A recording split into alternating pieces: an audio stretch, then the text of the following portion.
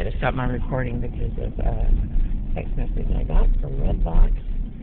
So we're getting our gooses cooked, and this jackass with a badge is trying to take custody of my son and say that he or she is supervising me, so all they're doing is manipulating the surveillance. The cop is probably doing voiceovers on it.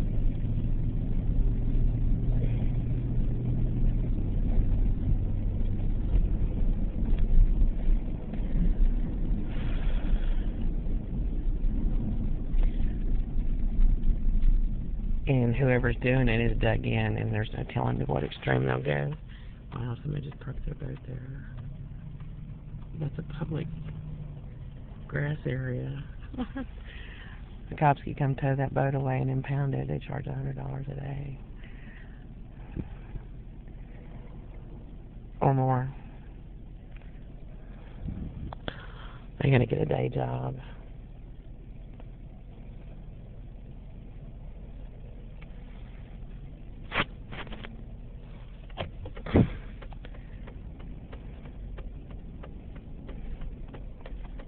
I don't know how Cowboy fits into this. It's hard for me to tell because there's so many people that try to get a piece of me and Jake and that do all day, every day, that it's just really difficult for me to tell who's on what side.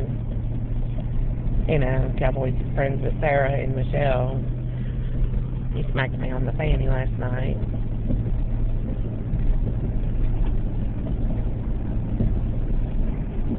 So I'm guessing he's a cop or he's a snitch for the cop.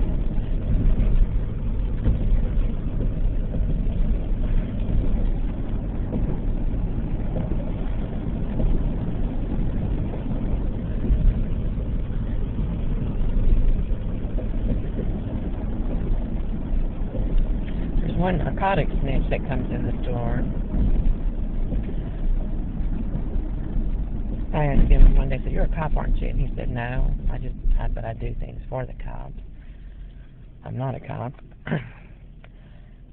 And then another day, I said the same thing. "Oh, you're the police officer?" "No, I'm not a police officer." He's never worn a badge or anything, but you can just tell by the way he acts, you know. And I thought, "Oh, yeah, you're the police officer." "Oh, no, I'm not." But he said, "But I like to have a good time, though, and I don't mind making a little money or something like that." Or he said, "I like to have a good time, though, and make a little money," I think is what he said.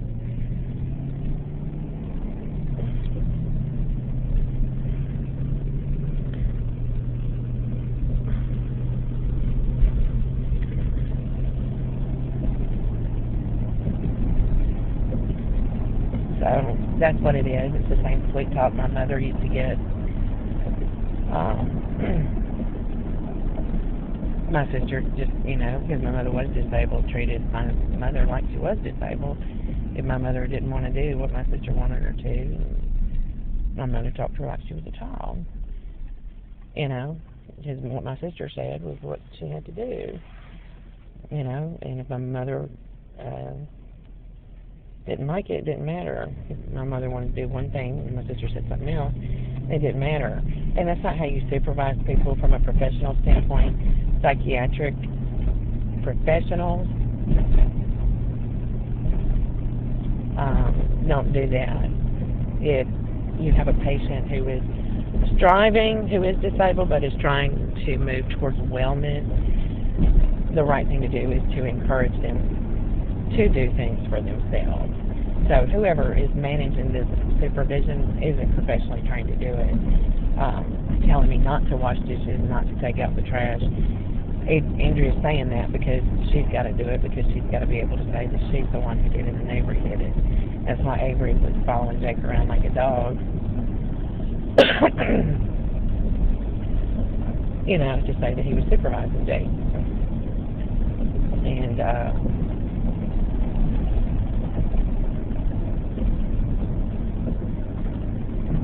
that's the game that we're playing, and it's the same game that we played all along. And the snitches never spent any money on me or Jake. They never did. They spend it on themselves, and then they claim that Jake and I are jacking up their bills and groceries and light bill and all that kind of stuff. And Andrea's doing that too. She's running her dryer all the time. And you don't do that. I mean, anybody that's ever had a household full of people, Andrea's never done our laundry, you know, and she's doing that to say that, to spike her electric bill. And that's the same thing that the other snitches have done.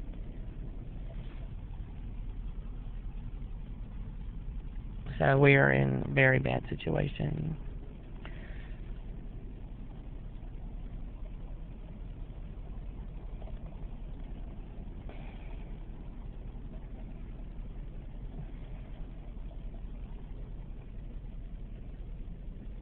But professionally speaking, to move towards wellness, the thing to do is, you know, if you have somebody who's showing positive interest in doing something which is to their benefit to do, like washing their dishes, you tell them, great, super, you want to wash dishes, great.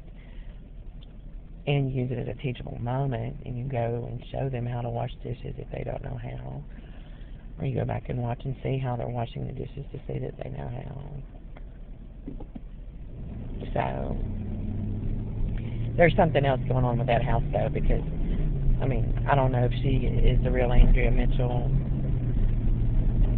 The pictures in the house are of a much younger woman than she is. The ones where she was performing and stuff. But she does say that was years ago that she did that, although she got a call last year to do her Patsy Cline show again.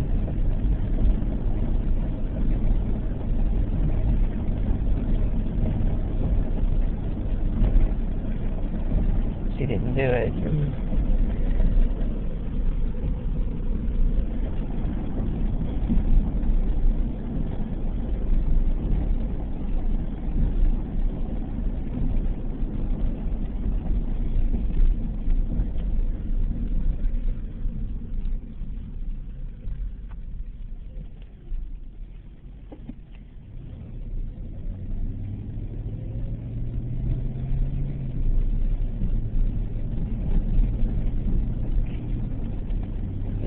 There's some other story though with the house, and whatever those phone calls were yesterday, she somehow conferenced in my cell phone, and that's what I've encountered.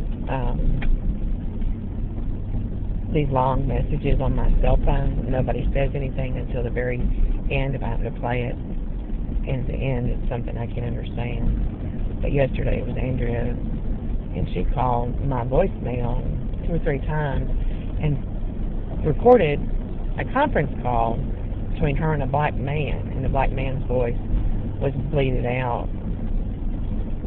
So I couldn't tell, but it said it was Andrea's phone number. So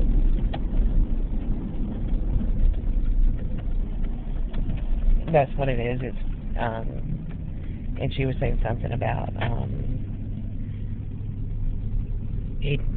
she said, so, and then pack everything up. And he said, yeah, pack everything up. Something like that. That's all I could tell. It was a black man. It sounded like the very same voice. That phone number, 219-6904, the same black voice, black man.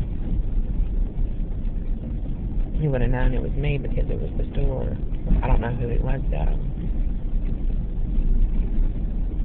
So that's what this is. It's fabrication of supervision. Fabrication of an expense account and everything. So, there's no telling how far this jackass will go to protect himself from prosecution, because nobody's ever supervised me and Jake but me. And Jake and I don't sleep in Andrea or Avery's bedroom, and I suspect the reason she goes running back to her room as soon as Jake and I are about to leave is for that reason. And whatever she's doing on her 2 computers, running back and forth on them, you know, she leaves them open to Facebook and her Gmail account. I've never used her computer, neither has Jacob, so she starts doing that at 6:15 in the morning. She came in this morning at 4:28 and asked me for a cigarette when I was asleep on the couch. I was looking around the table for a cigarette. Then she went over